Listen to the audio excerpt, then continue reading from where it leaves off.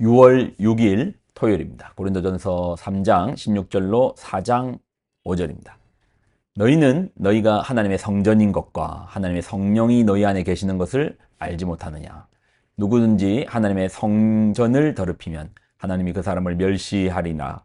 하나님의 성전은 거룩하니 너희도 그러하니라. 아무도 자신을 속이지 말라. 너희 중에 누구든지 이 세상에서 지혜 있는 줄로 생각하거든 어리석은 자가 되라.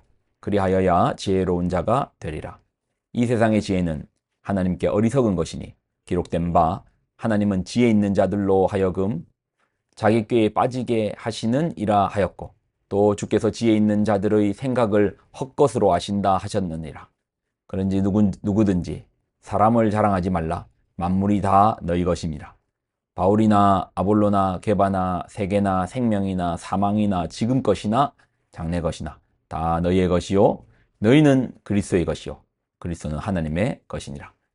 사람이 마땅히 우리를 그리스도의 일꾼이요 하나님의 비밀을 맡은 자로 여길지어다. 그리고 맡은 자들에게 구할 것은 충성이니라. 너희에게나 다른 사람에게나 판단받는 것이 내게는 매우 작은 일이라. 나도 나를 판단하지 아니하노니 내가 자책할 아무것도 깨닫지 못하나 이로 말미암아 의롭다함을 얻지 못하노라. 다만 나를 심판하실 이는 주시니라. 그러므로 때가 이르기 전에 주께서 오시기까지 아무것도 판단하지 말라. 그가 어두움에 감추인 것을 드러내고 마음의 뜻을 나타내시리니 그때 각 사람에게 하나님으로부터 칭찬이 있으리라. 아멘. 기도하겠습니다. 하나님, 우리가 부름의 상을 향하여 달려가는 믿음의 여정을 멈추지 않고 상 주시는 이신 주님을 바라보며 끝까지 믿음의 순례의 길을 달려가게 하여 주옵소서. 영광을 드립니다. 예수님의 이름으로 기도드립니다. 아멘. 교회가 분열을 하는 이유는 우리가 이제 사람을 보기 때문입니다. 자, 그런데 사실 사람이 모인 공동체가 교회 아닙니까? 그러니 당연히 사람이 모일 수밖에 없죠. 만약에 하나님께서 예배 중에 가끔 1년에 단 한 번이라도 교회 예배 중에 살짝 보이시는 겁니다. 살짝 나타나셔가지고 예배 잘 드리고 있나 우리 한번 딱 보고 가시는 겁니다. 그러면요 우리가 사람 보겠어요? 저 사람 옷 뭐 입었니? 저 사람 어떻게 예배 드리는지 그 보겠어요? 길을 쓰고 혹시 하나님 나타나시지 않나? 길을 쓰고 하나님께서 혹시 예배 중에 살짝이라도 보이지 않으시려나? 하나님의 옷자락이라도 끄트머리 한쪽이라도 보려고 온 힘을 다할 거 아닙니까? 그런데 우리 하나님은 눈에 보이시는 분이 아니세요. 그러니 보이지 않는 하나님을 섬기는 교회에 보이는 사람만 보입니다. 그리고 사람이 모이다 보면 그중에 두각 나타내는 사람도 있고 리더십이 탁월한 사람도 있고 언변이 돋보이는 분도 있습니다. 그러면 자연히 그 사람 중심으로 뭔가 영향력이 생기고 이제 모여들어요. 그리고 또 교회의 섬김의 제도 속에서 장로도 있고 권사도 있고 안수집사도 있고 또 목사도 있고 전도사도 있고 직분이 있어요. 그러니까 아니 구조적으로 사람이 드러날 수밖에 없는 구조가 되어 있는 거죠. 그러니까 우리가 조금만 정신을 놓으면 교회가 사람 중심으로 바뀔 수 있습니다. 조금만 정신을 이제 흔들리면 아이고 저 장로님, 아이고 목사님, 아이고 전도사님 사람 중심으로 될 수 있다라는 겁니다.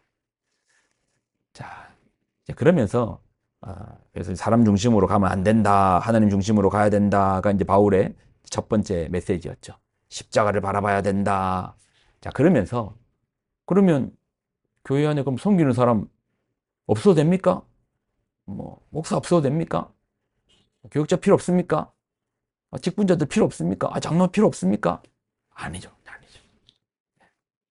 하나님께서 성경 속에 주신 제조들이잖아요. 근데 요즘 이제 이런 것들을 피하기 위해서 아예 우리 교회는 직분을 다 없앴다라는 그런 교회들도 있더라고요. 다 그냥 형제로 자매로 부르는 교회도 있더라고요. 어떤 의도인지는 알겠어요. 뭘 조심하기 위해서 그런 건 알겠지만 이거는 구독이 무서워서 장 못 담그는 거하고 똑같은 겁니다. 하나님께 성경에 있는 제도인데 왜 안 세웁니까? 왜 안 세워? 그리고 또 열심을 가지고 하는 사람 세워드려야지. 그래서 그 일을 더 감당할 수 있도록 또 교회는 길을 열어줘야죠. 자, 그러면 또 이 섬기는 자들은, 중요한 건 그 섬기는 자들이 중심을 가져야 되는데, 바울이 그 섬기는 자들에게 주시는 이제 메시지가 있거든요. 자, 고린도전서 4장 1절로 있죠. 사람이 마땅히 우리를 그리스도의 일꾼이요 하나님의 비밀을 맡은 자로 여길지어다. 그리고 맡은 자들에게 구할 것은 충성이니라. 우리가 누구라는 겁니까? 일꾼이요, 일꾼. 하나님의 일꾼, 그리스도의 일꾼. 그리고 이렇게 일꾼된 우리들에게 요구되는 것은 충성이라는 거예요. 충성이라는 말은요, 믿음직스럽다라는 겁니다. 믿음직스럽다. 어떤 일을 하는데요,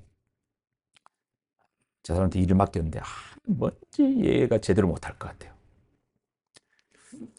뭔지 빠뜨리고 올 것 같아요. 뭔가 실수할 것 같아요. 그러면 이제 충성이 없는 거예요. 근데 여러분도 주변에 보면 그런 사람 있잖아요. 뭔가 일을 맡겼는데, 두 번 볼 필요 없다. 아유, 뭐 그 집사님이 이 일을 해요? 아유, 그건 뭐 두 번 볼 거 없다.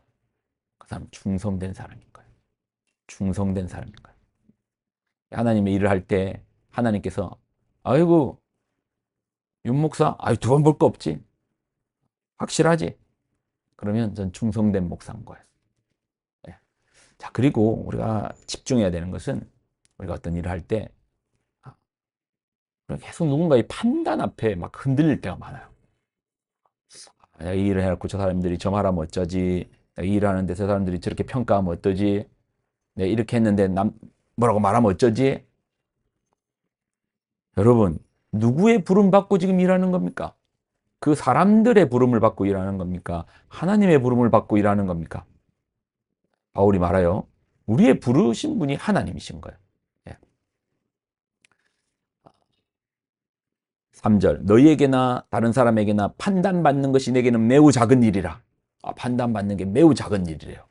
나도 나를 판단하지 아니하노니 내가 자책할 아무것도 깨닫지 못하나 이로 말미암아 의롭다함을 얻지 못하노라. 다만 나를 심판하실 이는 주시니라. 그러므로 때가 이르기 전 곧 주께서 오시기까지 아무것도 판단하지 말라. 그가 어둠에 감추인 것을 드러내고 마음의 뜻을 드러내시느니 그때에 각 사람에게 하나님으로부터 칭찬이 있으리라. 우리가요, 맡은 자들은 상 주시느니 우리의 삶의 평가를 사람에게만 잘 보이면 사람 있는 곳에서 열심히 하고 사람 없는 데서는 대충 하면 돼요. 그렇게 우리 그 정도 할 수 있잖아요. 그렇게 잘하잖아요. 근데 하나님 앞에서는 숨길 수가 없어요. 우리가 늘 중심은 상 주시는 이, 우리를 판단하시는 이가 누구시다? 하나님이시다. 이 믿음 속에서 우리가 나아가는 겁니다. 오늘도 우리에게 상 주시는 이, 우리를 판단하시는 분이 누구시다? 하나님이시다. 그거 붙들고 우리가 섬기는 자들, 직분 맡은 자들은 그러한 믿음으로 섬기시기를 축원합니다. 기도하겠습니다. 하나님, 우리에게 상 주시는 이시가 누구신지, 또 우리를 판단하시는 분이 누구신지 그 주소를 분명히 알고 나아가게 하여 주옵소서. 늘 코람되어 하나님 앞에서 우리가 섬기고 또 행하고 그래야 주님 앞에 충성되다라고 칭찬받는 우리들 되도록 도와주옵소서. 영광을 드립니다. 예수님의 이름으로 기도드립니다. 아멘.